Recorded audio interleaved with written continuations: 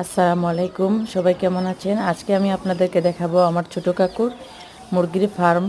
সবসময় শুনে আসছি ছাদ বাগান মানুষ করে, কিন্তু আমার ছোট কাকু এই ছাদের উপরেই মুরগির ফার্মটা করেছেন। ওনার ইনকিউবেটর মেশিন আছে। উনি এখানে বাচ্চা ফোটানোর পরে ওই ছাদের উপরে মাঝারি সাইজের বাচ্চাগুলোকে নিয়ে আসেন। আবার ওনার বাড়ির ঘরের সাইডে আরেকটা বড় মুরগির ফার্ম আছে, এটা একটু ভালো জাতের মুরগি। তো মুরগিগুলো আসলেই খুবই সুন্দর দেখতে। আবার মুরগির ফার্মের পাশাপাশি কাকুর মনে করেন মরিচ গাছ, টমেটো গাছ এগুলাও আছে। এই যে দেখেন মরিচ গাছ,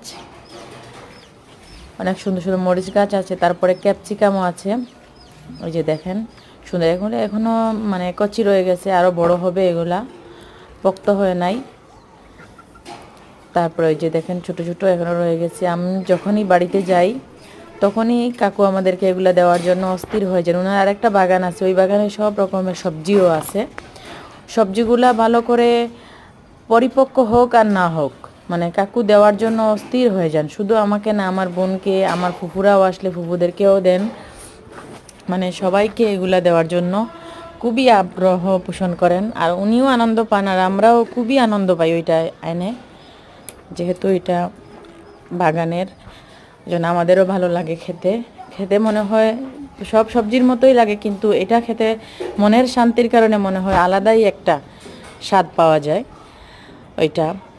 তো দেখছেন আমার ছোটো কাকুর বাগানে যে টমেটো এখনও কাঁচা রয়ে গেছে, তাও আমি আসার সময় কাঁচা টমেটো দিয়ে দিছেন। মানে পরিপক্ক হওয়ার আগেই আমি চলে আসছি, তো ওই জন্য যা পারছে বাগানের সবগুলাই দিয়েছি। শুধু একবার না, যতবারই যাই, যেই সিজনেই যাই, যেই সিজনে যেই সবজি হয় সব সবজি দেওয়ার চেষ্টা করেন।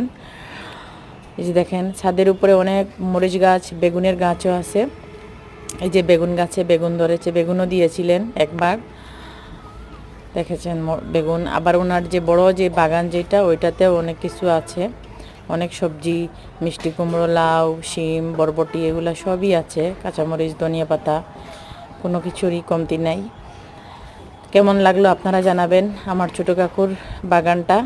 ছোটো কাকু আমাদেরকে খুব ভালোবাসেন, আর আমরাও ছোটো কাকুর সাথে বন্ধুসুলভ আমাদের একটা ভাব আছে।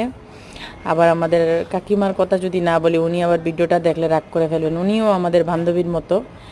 ভালো থাকবেন, ভালো লাগলে কমেন্ট করবেন। বাই, আল্লাহ হাফিজ।